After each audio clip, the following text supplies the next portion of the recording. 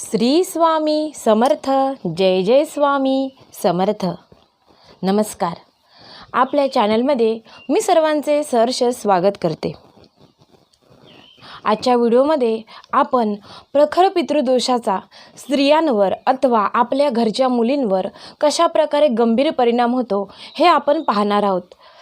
याचबरोबर यापूर्वी आपण प्रखर पितृदोष हा का लागतो हे पाहिलेलं होतं.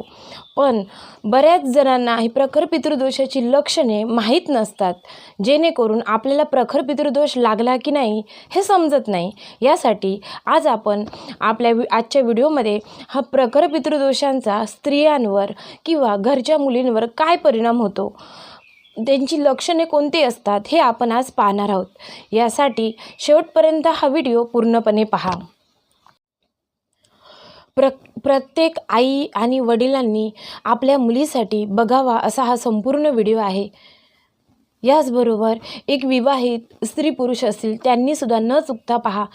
प्रखर पितृदोषाचा सर्वात जास्त परिणाम किंवा अतिशय गंभीर परिणाम हा स्त्रियांवर व आपल्या घरच्या मुलींवर होत असतो. कारण पितृदोष हा सगळ्यात जास्त स्त्रियांवरच लागतो. याचं मुख्य कारण आहे म्हणजे मुली किंवा स्त्रिया ह्या जर माहेरी पितृदोष असेल तर तो त्यांना लागतोच. याचबरोबर त्या लग्न होऊन दुसऱ्या घरी जातात, त्या घरीसुद्धा प्रखर पितृदोष असेल तर दोन्ही बाजूंचा पितृदोष हा मुलींना स्त्रियांना लागतो. अर्थात माहेरचाही पितृदोष लागतो आणि सासरचा पण पितृदोष लागतो.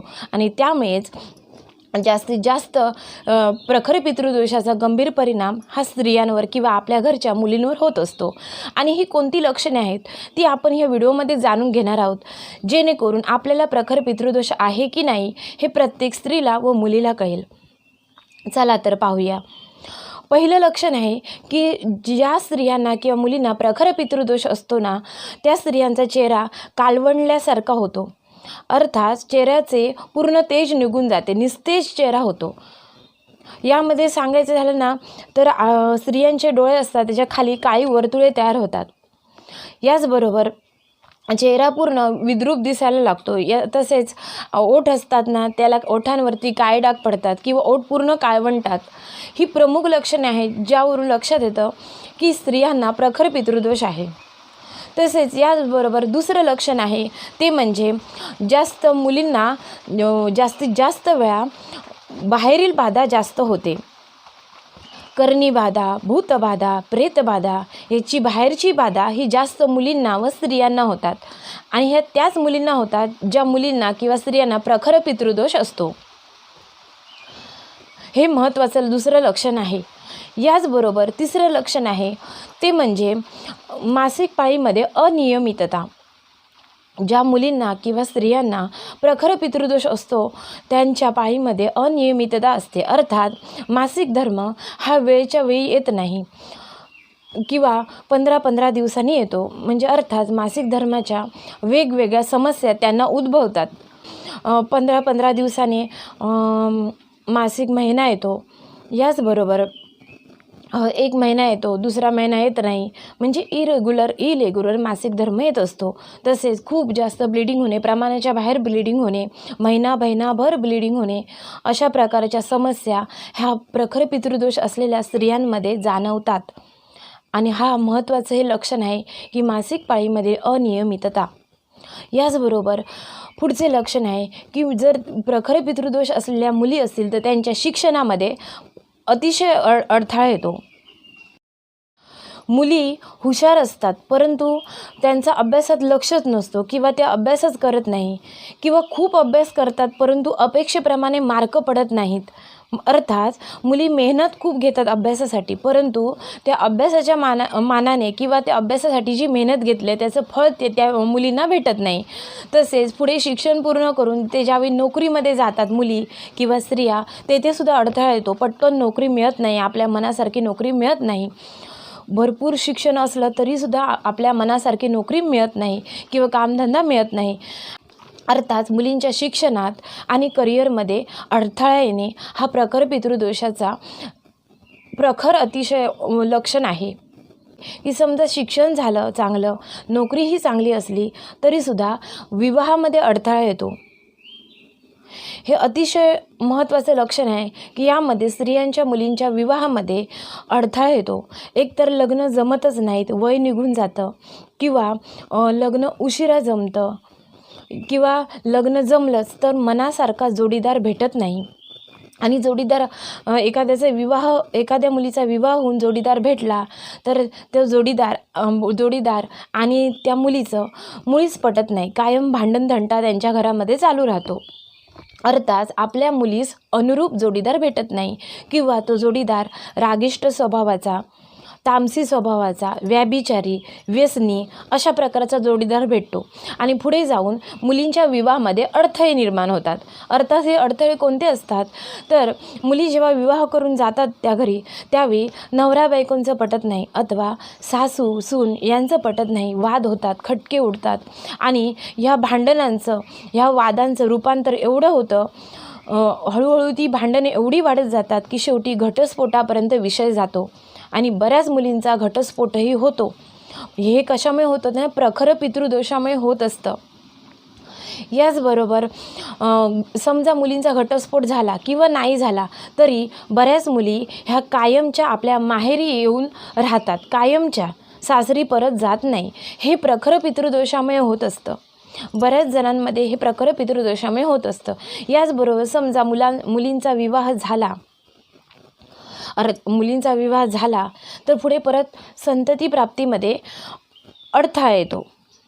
अर्थात संतती होतच नाही, किंवा संततीसाठी खूप प्रयत्न करावे लागतात. डॉक्टरी उपचार केले तरीसुद्धा संतती राहत नाही. आणि समजा प्रेग्नन्सी राहिली तर पहिल्या 3 महिन्यामध्ये प्रेग्नन्सी खराब होते. अर्थात मुलीला संतती सुख हे भेटत नाही. पहिल्या, दुसऱ्या की तिसऱ्या मंथमध्ये स्त्रियांचा गर्भपात होतो. हे महत्त्वाचं लक्षण आहे की ज्यामुळे स्त्रियांमध्ये किंवा मुलींमध्ये प्रखर पितृदोष आहे हे समजतं. कारण संततीचा प्रॉब्लेम हा प्रकर्षाने येतो जेथे प्रखर पितृदोष असतो. स्त्रियांचा वारंवार गर्भपात होतो, मुलं होत नाहीत, किंवा झालीच मुलं तर ती शरीराने व्यंग असतात. अर्थात अंध, मुके, बहिरे अशी मुलं जन्माला येतात, किंवा हातच नाही, किंवा पायाने अपंग आहेत, हाताने अपंग आहेत अशी मुलं जन्माला येतात. वेडसर मुले जन्माला येतात. मतिमंद असलेली मुले ही जन्माला येतात जेथे, किंवा ज्या मुलींना, ज्या स्त्रियांना प्रखर पितृदोष असतो ना, त्यांच्यामध्ये ह्या संतती प्राप्तीच्या सुखामध्ये हे अडथळे येत असतात. किंवा त्या मुलींना संतती होऊन ती अकाल मृत्यू होणे म्हणजे काय की मुलं जन्माला आल्यानंतर लहान असताना, 5 वर्षाची असताना, 10 वर्षाची असताना, 15 वर्षाची असताना अचानक त्यांचा मृत्यू होणे, याला अकाल मृत्यू म्हणतात. आणि हा अकाल मृत्यू हा प्रखर पितृदोषामुळे होत असतो. परंतु आपल्याला ही लक्षणे मुळात माहीतच नसतात. या पुढचं लक्षण आहे ते म्हणजे स्त्रियांमध्ये, मुलींमध्ये रक्ताची कमतरता. अर्थात स्त्रियांमध्ये रक्ताची कमतरता झाली की डॉक्टर आपल्याला HB कमी आहे असे सांगतो. आणि हा HB कितीही प्रयत्न करा, किती डॉक्टरकडचं औषधे चालू करा, रिपोर्ट घ्या, महागातली औषधं घ्या, गोळ्या घ्या, तरी हा HB वाढत नाही. अर्थात आपलं मुलींचं, स्त्रियांचं रक्त शरीरातील वाढत नाही. बाहेरची किती पण चांगली फळे का, जरी तुम्ही डाळिंब खाल्लीत तरी रक्त वाढत नाही, HB वाढत नाही. गाजर खाल्ली तरी वाढत नाही, टोमॅटो खाल्ले तरी वाढत नाहीत, वेगवेगळ्या पालेभाज्या आणून खाल्ल्या तरी HB किंवा रक्त हा स्त्रियांचं वाढत नाही. आणि ह्याचं कारण म्हणजे त्यांच्या पाठीमागे प्रखर पितृदोष असतो. आणि त्यामुळे बराच प्रयत्न करूनही त्यांचं HB किंवा रक्त हे स्त्रियांचे वाढत नाही. बरोबर त्या स्त्रियांच्या शरीरामध्ये किंवा त्या मुलींच्या शरीरामध्ये कॅल्शियमची पण कमी असते. अर्थात पुढे जाऊन जर त्या मुलींना, स्त्रियांना अपत्य प्राप्ती झाली तरी पुढे त्यांना जन्माला आलेल्या नवीन बाळाला पोटभर असे आईचं दूध भेटत नाही. हा प्रॉब्लेम प्रखर पितृदोष असलेल्या स्त्रियांमध्ये येतो. कारण ऑलरेडी प्रखर पितृदोषामुळे त्यांच्या शरीरामध्ये रक्त कमी असतं, HB कमी असतो, कॅल्शियम कमी होतं हळूहळू करून. आणि त्यामुळे पुढे अपत्यप्राप्ती झाल्यानंतर त्या अपत्याला, नूतन बाळाला आईच्या दुधाची खूप गरज असते. आणि ही गरज भागवली जात नाही. आणि हे फार मोठं लक्षण आहे स्त्रियांमध्ये, ज्यामुळे स्त्रिया खूप त्रासल्या जातात आणि हे प्रखर पितृदोषामुळे होत असतं. परंतु आपल्याला हे ते समजत नाही, वेळेवर समजत नाही. त्यामुळे बाळ आणि आई यांचे खूप शारीरिक व मानसिक नुकसान होत असते. बऱ्याच स्त्रिया या सिच्युएशनमधून, या परिस्थितीमधून जात असतात, परंतु अगोदरपासूनच आपल्याला माहीत नसतं की हे कशामुळे होत आहे.